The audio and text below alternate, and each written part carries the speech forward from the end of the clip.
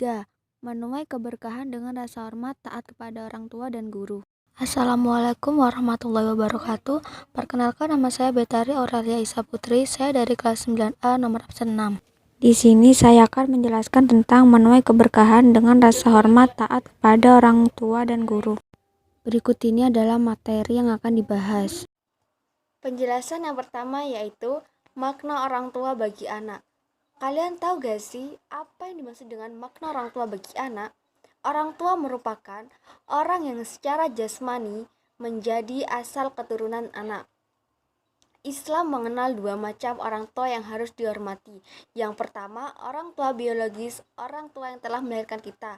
Dan yang kedua, orang tua rohani, yang telah mengantarkan kita mengenal Allah Subhanahu wa Ta'ala. Saling menghormati dan menyayangi dalam setiap anggota keluarga akan menemukan keharmonisan dan kebahagiaan hidup. Menghormati dan menyayangi kedua orang tua merupakan kewajiban seorang anak karena jasa-jasanya kepada kita sungguh tidak ternilai. Penjelasan yang kedua yaitu berbakti kepada orang tua atau yang disebut dengan birrul walidain. Kalian tahu gak siapa itu birrul walidain? Birrul walidain merupakan kewajiban yang harus dilakukan oleh setiap anak kepada orang tuanya. Bismillahirrahmanirrahim. Faqada rabbuka alla ta'budu illa iyyahu wa bil walidaini ihsan. Imma yablughanna indakal kibara ahaduhuma aw kilahuma fala taqul lahuma uffi wala tanharhuma wa kullahuma qaulan karima. Untuk penjelasan yang ketiga yaitu taat kepada kedua orang tua. Secara kodrati setiap orang tua akan mencintai dan menyayangi anaknya. Kasih sayang itu mulai digunakan sejak anak dalam kandungan sampai lahir, kemudian menyusuinya, bahkan sampai usia dewasa. Seorang anak dikandung ibunya kurang lebih 9 bulan dengan penuh kepayahan, kesusahan, namun di balik kepayahan dan kesusahan itu tersimpan rasa kebanggaan dan kebahagiaan.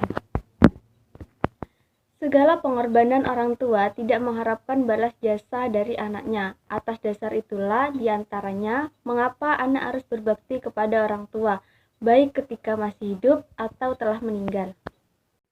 Bismillahirrahmanirrahim. Wa wasainal insana biwalidayhi hamalathu ummahu wahnan ala wahni wa fisaluhu fi amaini anishkurli wali walidayka ilayyal masir. Untuk penjelasan yang keempat, keberkahan atau keutamaan berbakti kepada orang tua. Adapun keberkahan atau keutamaan berbakti kepada orang tua yaitu yang pertama, menghapus dosa besar. Yang kedua, dipanjangkan usianya dan dilimpahkan rezekinya. Yang ketiga, mendapat bakti yang sama dari anak turun. Yang keempat, dimasukkan ke dalam surga. Yang kelima, berbakti kepada orang tua merupakan salah satu kunci masuk surga. Dan yang terakhir, berbakti kepada kedua orang tua merupakan bagian dari berjuang di jalan Allah Subhanahu wa Ta'ala. Penjelasan yang kelima yaitu perilaku mulia, hormat, dan sayang kepada orang tua. Perilaku mulia, hormat, dan sayang kepada orang tua dibagi menjadi dua, yaitu yang pertama, jika orang tua masih hidup. Salah satu contohnya, mengucapkan salam saat meninggalkan atau menemuinya. Yang kedua, mencium tangan kedua orang tua jika ingin berpergian atau kembali dari berpergian. Yang ketiga, selalu meminta doa restu. Yang keempat, memberikan sebagian rezeki yang kita miliki meskipun mereka tidak membutuhkan. Dan yang kelima, merendah diri, kasih sayang, berkat halus, dan sopan, serta mendoakan kedua orang tua. Untuk yang kedua, adapun jika orang tua telah meninggal dunia. Salah satu contohnya, yang pertama, melaksanakan wasiat dan menyelesaikan hak Adam yang ditinggalkannya. Yang kedua, menyambung tali silaturahmi. Dan yang ketiga, mendoakan ayah ibu yang telah meninggal dunia. Penjelasan yang kedua yaitu hormat dan sayang kepada guru. Yang pertama, makna seorang guru. Kalian tahu gak sih apa makna seorang guru bagi kita? Guru adalah orang yang memberikan pengetahuan sekaligus pendidikan akhlak atau nilai moral terhadap murid-muridnya. Setiap guru akan mengajarkan kebaikan. Gak mungkin kan guru akan mengajarkan yang buruk kepada kita. Sebagai seorang murid atau siswa, kita harus menghormati dan harus menyayangi guru. Yang pertama, karena dia telah mengajarkan ilmu kepada murid-muridnya. Yang kedua, mendidik murid-muridnya. Yang ketiga, guru membekali murid dengan keterampilan dan memandai. Penjelasan yang selanjutnya, adab seorang murid kepada guru dan keutamaan hormat dan sayang kepada guru. Yang pertama, adab seorang murid yaitu